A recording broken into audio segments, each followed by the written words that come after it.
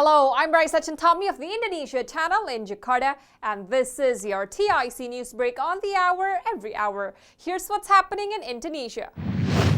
Authorities have revoked the licenses of two pharmaceutical companies to produce syrup-type medicines following the deaths of 159 children due to acute kidney injury. Penny Lukito, chief of the Food and Drug Monitoring Agency, said it found Yorindo Pharmatama and Universal Pharmaceutical Industries had changed suppliers of propylene glycol, a component of the syrups, and the type they were using was contaminated with other chemicals. The agency and the National Police found that the two companies used propylene glycol as a raw material in the production of medicinal syrups. The syrups, often consumed by children, contained excessive amounts of ethylene glycol and diethylene glycol, which is often used in industrial applications and in anti-freeze and brake fluids. The Health Ministry reported 304 cases of acute kidney injury in 24 provinces, mostly in children under the age of 5. Health Ministry spokesperson Muhammad Syahrul said the number of new cases and deaths has decreased since the government announced a temporary ban on the use of syrup medicines until the completion of its investigation.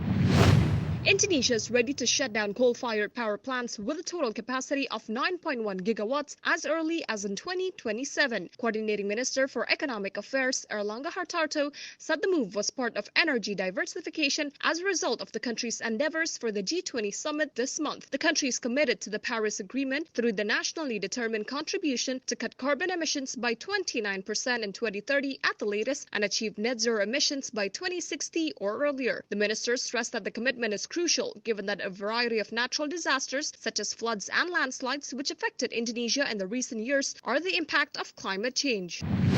Indonesia's inflation rate eased in October but remained above the central bank's target range. The headline annual inflation rate cooled to 5.71% in October compared to 5.95% in September. Bank Indonesia targeted inflation within a range of 2 to 4%. Meanwhile, the annual core inflation, which excludes government-controlled prices and volatile food prices, picked up pace last month to 3.31% from 3.21% in September. In the financial markets, here's how stocks and the currency opened in Jakarta and around the region.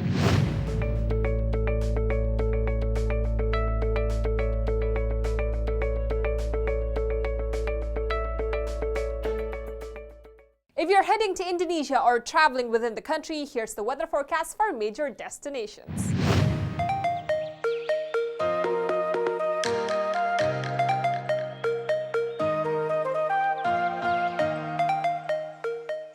And that's what's happening in Indonesia. I'm Raisa Chantami with your TIC Newsbreak.